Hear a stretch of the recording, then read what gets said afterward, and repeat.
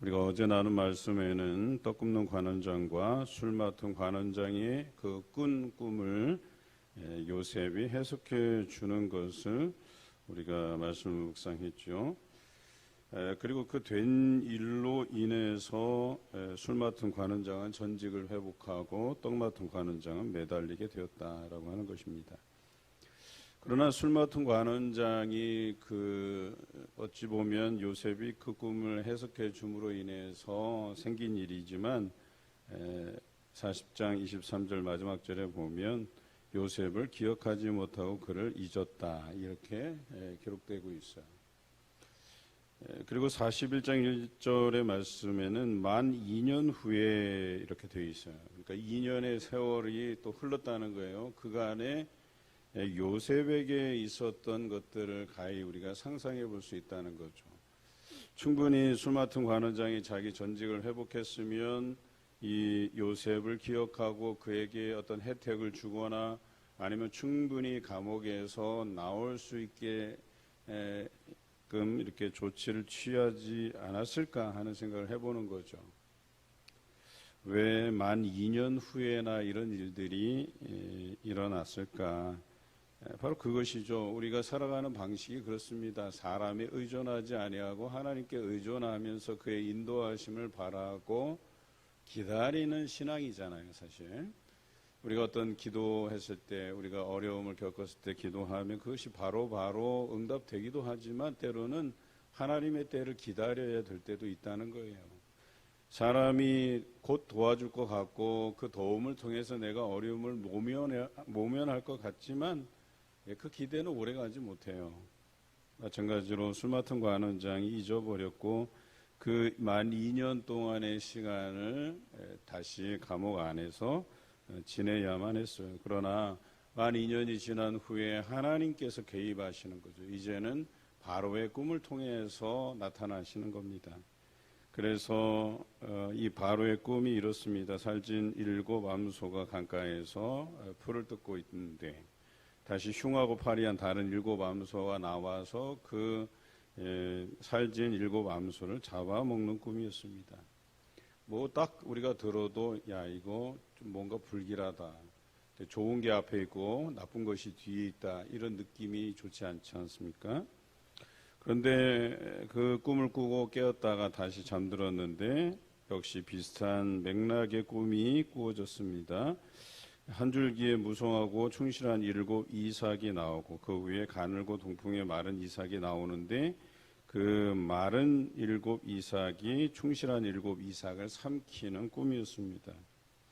아침에 바로가 꿈에서 깨어나서 번민에 휩싸였습니다. 그래서 애굽의 점술가 현인들 모두 불러 모았다 그랬어요. 그러나 그들이 바로의 꾼 꿈을 해석해 주지 못했다라고 기록하고 있죠. 그런데 술 맡은 관원장이 그때서야 기억이 난 것이죠. 자신의 꿈을 해석해 준 요셉을 소개하기 위해서 9절에 이렇게 이야기합니다. 내가 오늘 내 죄를 기억하나이다. 그러니까 이 술 맡은 관원장은 이것을 죄라고 표현했어요. 마땅히 자신에게 은혜를 베풀어 주신 분은 물론 하나님이시죠. 그러나 인간적으로 요셉에게 진 빚이 이제 생각났거든요. 그래서 이 바로께서 종들에게 노아사 나와 떡 굽는 관원장을 친위 대장의 집에 가두셨을 그때에 이제 그 과거 이야기를 하면서 그때의 꿈을 해석해서 그 꿈대로 된 것이 바로 이 청년 덕분이었다고 그제서야 이야기합니다. 그리고 나서 그 바로가 사람을 보내서 요셉을 불러오게 되죠. 그리고 바로가 요셉이 이제 바로 앞에 서게 되는 겁니다. 여러분 이 장면을 우리가 잘 이해할 필요가 있어요. 그리고 바로가 요셉에게 묻습니다. 너는 꿈을 들은즉 그것을 능히 푼다 하였다. 이렇게 되어 있어요. 그러나 요셉의 대답이 중요합니다. 내가 아니라 하나님께서 바로에게 편안한 대답을 하시리이다. 오늘 여기까지 스토리에서 우리가 좀 깨달아야 될 분이 뭘까? 깊은 묵상을 통해서 알아야 될 것은 첫째는 하나님의 때가 반드시 도래야 한다는 것이죠. 우리는 그 믿음 안에서 살아가야 된다라고 하는 거예요. 여러분, 우리가 마음이 성격이 급하다 보면 그 어려움에서 빨리 이것을 좀 하나님께서 해결해 주시기를 바라고 급한 마음을 품게 되면 결과적으로 그가 하나님의 도우심을 바라고 기다리는 게 아니라 급하게 다른 사람을 통해서 뭔가를 해결해 보고자 하고 하는데 그것이 우리에게 도움이 되지 않는다는 거예요. 설사 우리가 이 부분을 갖다가 다른 사람의 도움으로 인해서 뭐 잠시나마 이것을 모면할 수 있을지는 모르겠으나 결과적으로 거기에서 얻는 것들은 별로 없어요.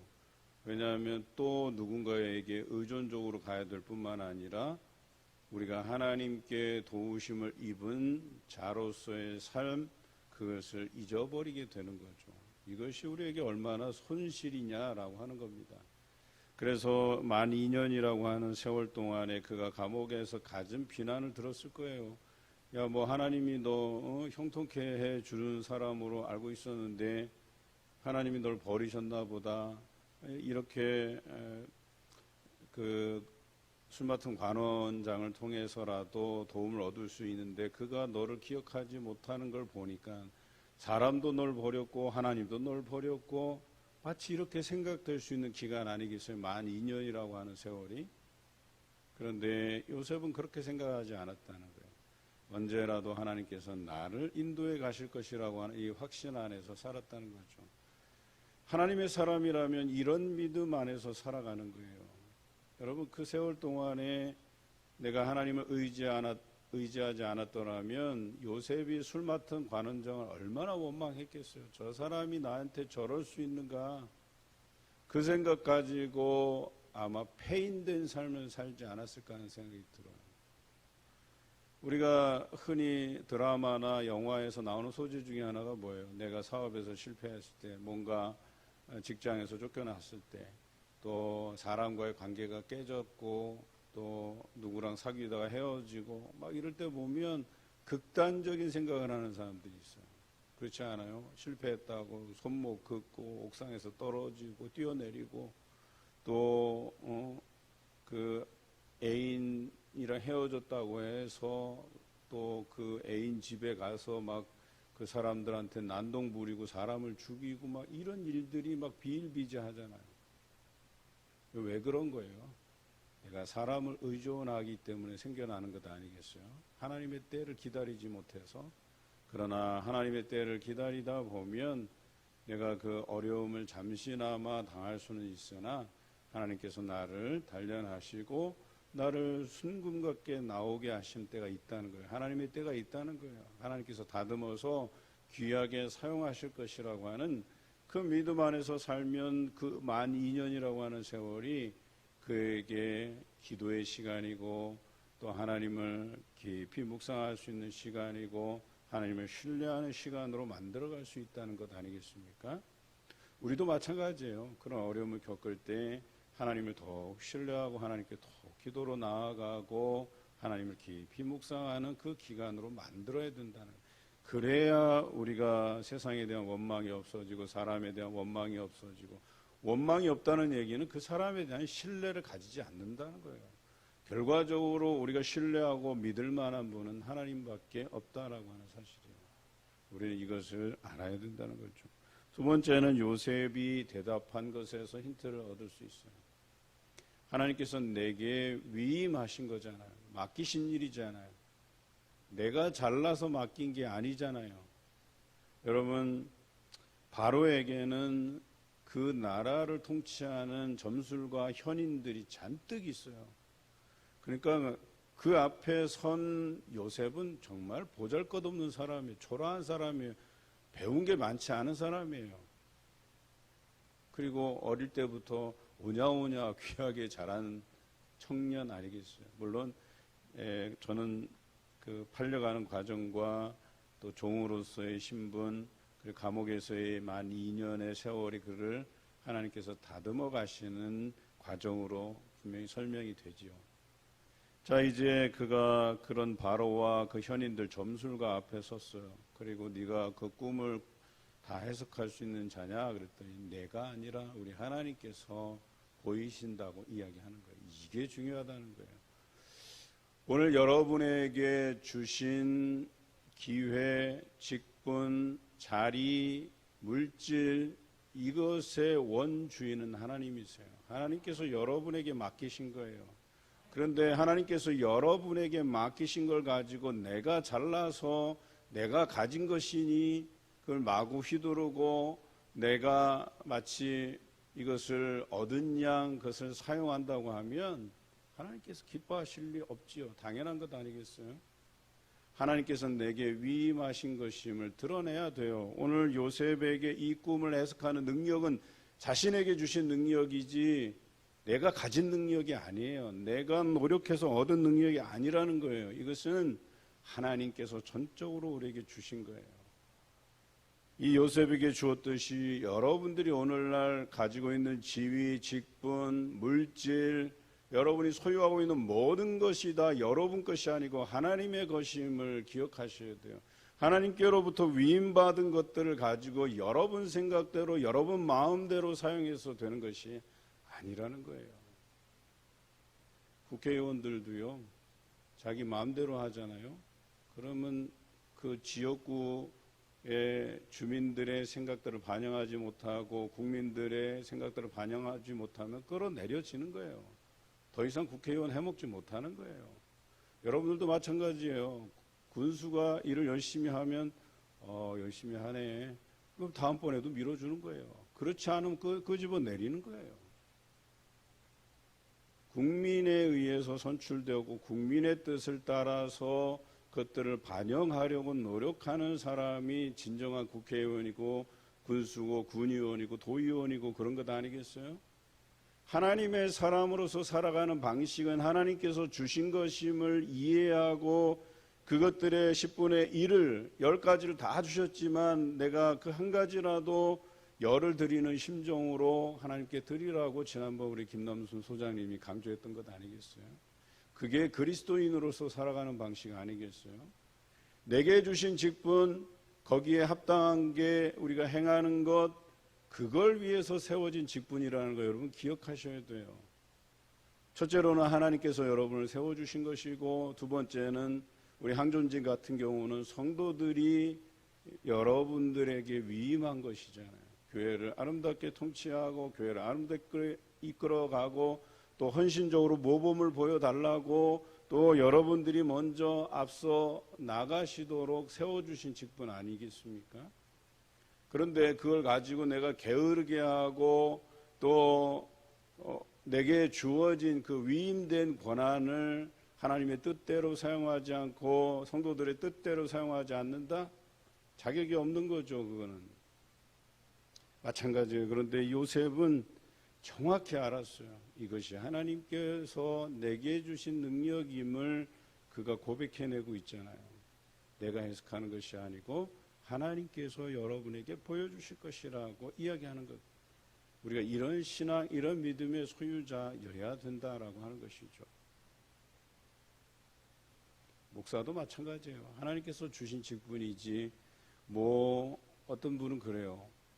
당회가 교회의 최고 권력 기관이고 또 당 회장이니까 목사가 당회를 휘두르고 주무를 수 있는 최종 권한을 가졌다. 말도 안 되는 소리예요. 제가 무슨 권력가입니까? 그걸 가지고 최종 승인자라고 해서 사람들에게 윽박지르고 협박하고 그걸 가지고 성도들에게 당회장의 말을 따라야 된다고 말도 안 되는 소리예요. 그저 하나님께서 내게 위임하신 목회자로서의 본분, 직분 그걸 감당할 뿐이에요. 그냥 우리는 세상에 그냥 편리한 구조를 가지고 그냥 편제를 해놓은 것 뿐이지. 그래서 교회 안에서 그냥 우리는 평신도로서 하나님의 성도로서 그렇게 살아가는 삶 아니겠어요? 또 어떤 분은 그래요. 교육자를 굳이 성도와 구분해서 아니에요. 잘못된 생각이에요. 성도는 성도고 목회자는 목회자 아니에요. 목회자는 성도예요. 거룩한 무리 안에 있는 거예요. 그냥 저에게 맡겨진 그 특수한 어떤 직분이 있을 뿐이지. 우리 여러분이나 저나 거룩한 무리 안에 있는 것 아니겠어요? 그리고 하나님께서 내게 위임하신 그 직분을 아름답게 감당해가는 처지 아닙니까? 그러면 하나님께서 맡기신 일이고 하나님께서 주신 것이고 그것을 내가 아름답게 드릴 수 있고 내가 그것을 아름답게 활용할 수 있으면 되는 것이지, 남용해서도 안 되고 하나님의 뜻을 벗어나서도 안 되고 마치 내 것인 양 사용해서도 안 된다는 거예요. 이것이 오늘 1절에서 16절에 우리에게 주시는 요셉을 통한 말씀이에요.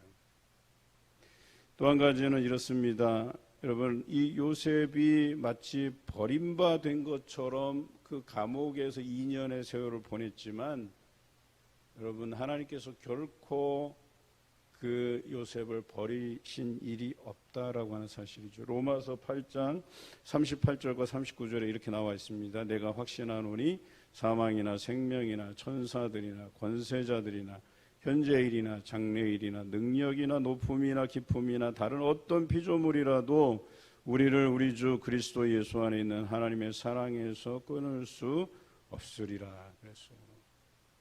여러분, 그 이전의 세월이라도 견딜 수 있는 게 이런 말씀 때문이에요.